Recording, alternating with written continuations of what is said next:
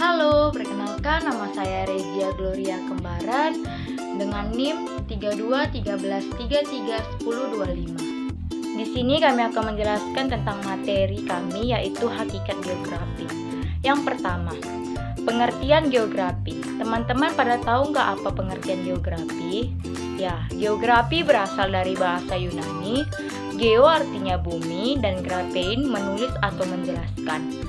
Menurut Profesor Birtanto, geografi adalah ilmu yang menggambarkan, menerangkan sifat-sifat bumi, menganalisis gejala-gejala alam dan penduduknya, serta mempelajari corak yang khas dari unsur-unsur bumi dalam ruang dan waktu.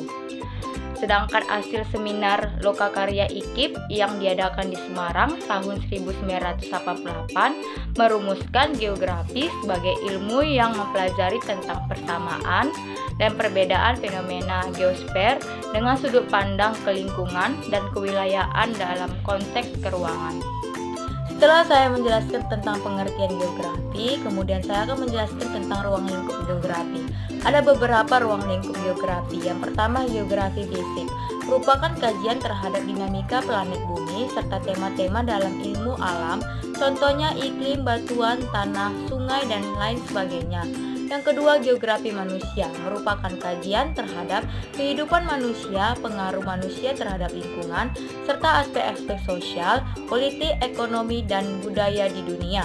Yang ketiga, geografi regional.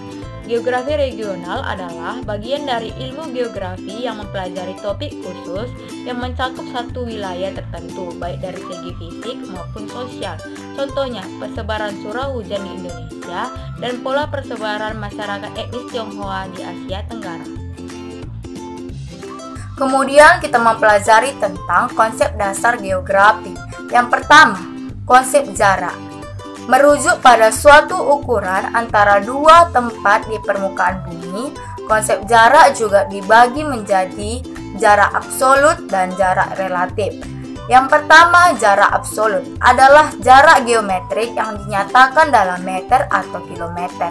Yang kedua, jarak relatif diukur dengan satuan waktu, misalnya hari, jam, menit, dan detik. Yang kedua, konsep keterjangkauan.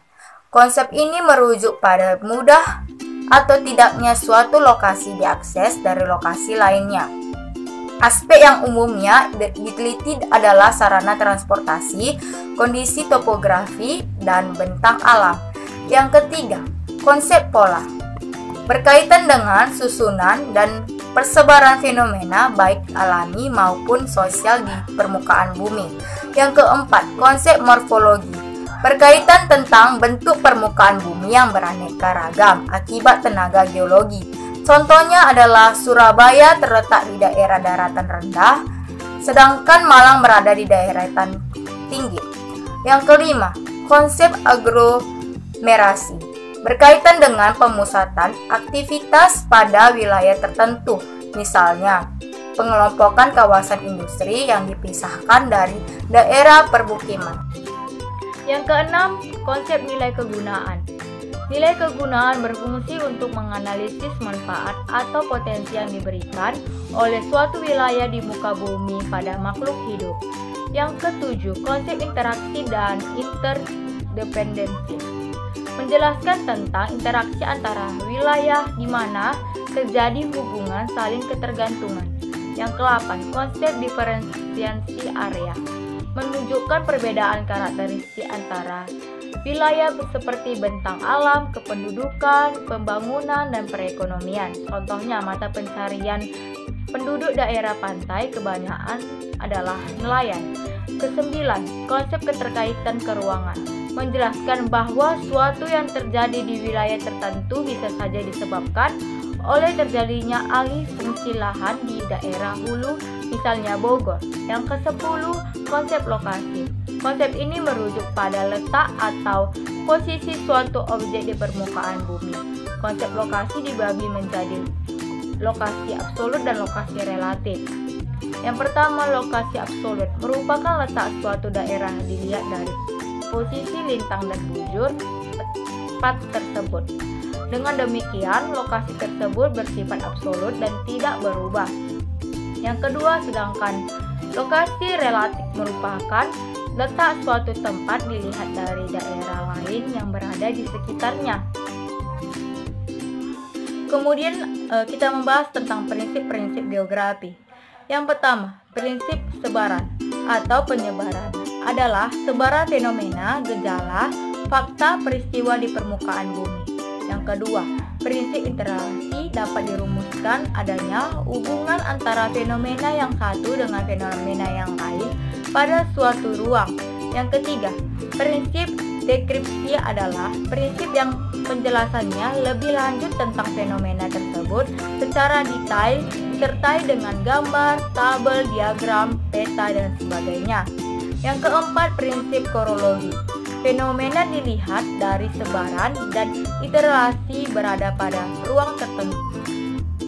Perkenalkan, nama saya Natalia Sorma BR Pardede, NIM 3213131048. Saya di sini akan menjelaskan tentang pendekatan geografi. Pendekatan geografi digunakan untuk memahami berbagai masalah dan gejala geosfer. Ada 3 pendekatan geografi, yaitu pendekatan analisis keuangan, pendekatan analisis ekologi atau lingkungan, dan pendekatan analisis kompleks wilayah atau kewilayahan. Pertama, pendekatan geografi keuangan. Pendekatan ini adalah upaya untuk mengkaji persamaan dan perbedaan fenomena geosfer dalam ruang. Kedua, ada pendekatan kompleks wilayah. Pendekatan kompleks wilayah berupaya untuk mengkaji fenomena geosfer melalui kombinasi pendekatan keuangan dan pendekatan ekologi. Ketiga, ada pendekatan ekologi. Pendekatan ekologi mengkaji fenomena geosfer seperti interaksi organisme hidup dengan lingkungannya. Dalam pendekatan ini, manusia memiliki peran penting dalam proses interaksi. Selanjutnya, saya akan menjelaskan tentang aspek geografi. Aspek geografi ada aspek fisik meliputi aspek topologi, membahas hal-hal yang berkenaan dengan letak atau lokasi suatu wilayah. Kedua, ada aspek biotik, membahas karakter fisik dari manusia dan hewan dan tumbuhan. Ketiga, ada aspek non-biotik, membahas tentang tanah, air, dan atmosfer. Selanjutnya ada aspek sosial, meliputi aspek ini menitik beratkan pada kajian manusia dari segi karakteristiknya, perilakunya. Beberapa kajian pada aspek ini antara lain: pertama, ada aspek ekonomi, membahas tentang industri, perdagangan, pertanian, transportasi, pasar, dan sebagainya. Kedua, ada aspek budaya, membahas tentang pendidikan, agama, bahasa, dan kesenian. Ketiga, ada aspek politik, membahas tentang kepartaian dan pemerintahan. Objek studi geografi terdiri dari 2 bagian, yaitu ada objek material geografi dan objek formal. Beberapa ilmu penunjang geografi diantaranya geomorfologi, ilmu yang mengkaji bentuk-bentuk permukaan bumi dan penafsirannya. Meteorologi, ilmu yang mengkaji tentang cuaca. Klimatologi, ilmu yang mempelajari tentang iklim. Biogeografi, ilmu yang mempelajari persebaran hewan dan tumbuhan. Antropogeografi, ilmu yang mempelajari persebaran manusia di permukaan bumi. Hidrologi, ilmu yang mempelajari tentang fenomena air. Oceanografi, ilmu yang mempelajari fenomena lautan. Kartografi, ilmu yang mempelajari tentang peta. Demografi, ilmu yang mempelajari tentang kependudukan. Dan pedologi, ilmu yang mempelajari tentang tanah.